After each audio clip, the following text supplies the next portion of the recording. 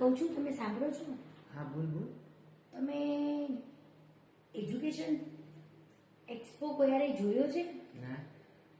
ગુજરાતમાં સૌપ્રથમ વખત એજ્યુકેશન એક્સપો કે જે રાજકોટમાં થવા જઈ રહ્યો છે અને એનું સ્થળ છે રાજકોટનું centre of attraction Atal Sarovar, કે જે 1, 2, 3, 5 નહીં પૂરા 15 દિવસ માટે થવા જઈ રહ્યો છે, જેનો સમય છે સાંજે 5 થી રાતના 11.